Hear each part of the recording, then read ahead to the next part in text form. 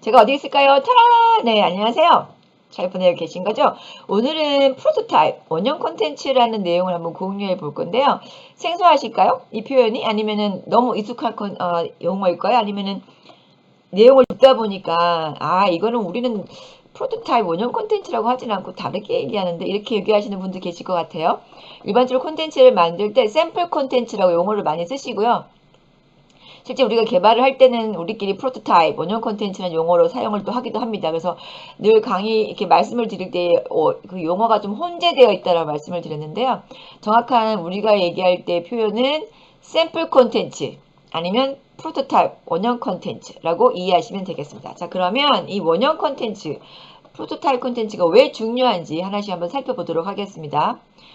콘텐츠를 만들 때 앞에서 페이지 내이션, 페이지 설계 기억나시죠? 아니면 스토리보드, 화면 설계.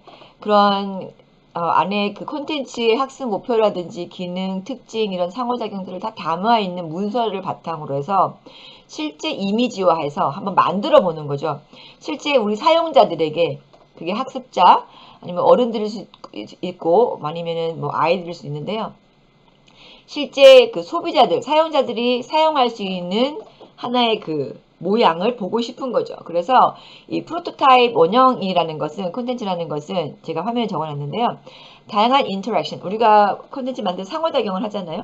혼자 하는 것도 있겠지만 상호작용이 결합돼서 실제 사용자들에게 제공되는 실제 서비스처럼 작동하는 모형, 그리고 사용자에게 제공하고 문제점을 체크하고 또 피드백을 받는 과정을 프로토타이핑이라고 해요. 그래서 그 과정에서 실제 사용자에게 보여지는 그 모형을 만드는 걸 프로토타입, 원형 콘텐츠라고 하고요. 그 피드백을 받는 과정을 프로토타이핑이라고도 하는 용어가 있다는 걸 알려드리고요. 앞서 말씀드렸던 그 페이지 설계 아니면 화면 설계를 참고해서 하나의 꼭지를 만든다 그러죠. 저희들이 표현할 때. 한 단원을 만들어 볼까? 샘플 콘텐츠, 원형 콘텐츠라고 하죠. 왜냐하면 실제 사용자들에게, 학습자들에게 보여지는 콘텐츠가 이러할 거라고 해서 만들어 보는 거예요. 오케이? 이거를 원형 콘텐츠라고 얘기를 해요.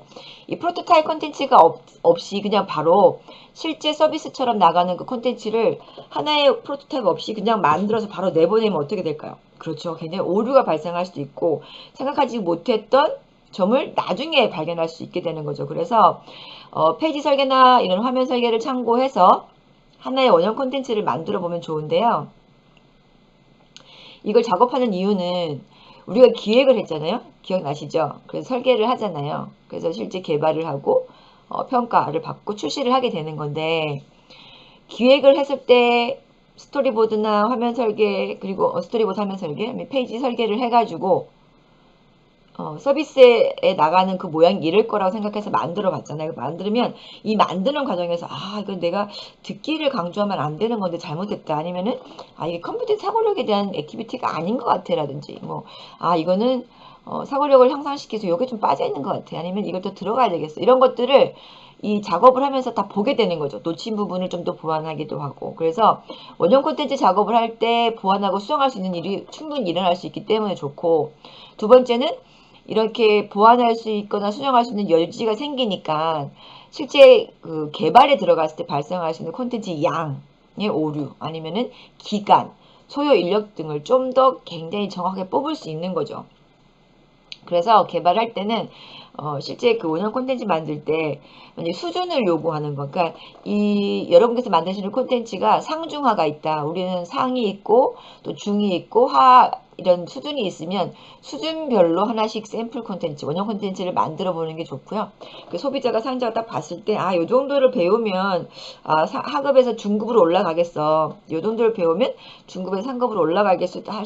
가겠어라는 그런 그림을 딱 보고서, 이렇게 그 레벨 차이가 있는 걸 확인해 볼 수가 있으면 훨씬 좋겠죠. 거기에서 또 피드백을 받을 수 있으니까. 그래서 원형 콘텐츠의 학습 시작물의 중간 아니면 마지막 단계를 한번 만들어서 보완할 수 있는 여지가 있으면 제일 좋고요. 가장 중요한 건 시간을 굉장히 많이 아낄 수가 있어요. 이런 콘텐츠, 원형 콘텐츠가 있으면 그 만들어진 그 하는 샘플이죠. 기본을 보고 시간도 단축할 수도 있고 인력을 어떻게 또 배치를 해야 될지 아니면 또 그 콘텐츠의 특징을 좀 더 살릴 수 있는 부분이 어떤 것인지를 많이 고민할 수 있는 그런 여지가 됩니다. 그래서 저는 콘텐츠 개발할 때 반드시 샘플 콘텐츠, 원형 콘텐츠를 반드시 만드는 거는 뭐 저는 매더툴의 기본이라고 생각을 하고요. 지금은 책자에 관련된 거지만 또 실제 소프트웨어 만들 때도 이런 게 반드시 필요하겠죠.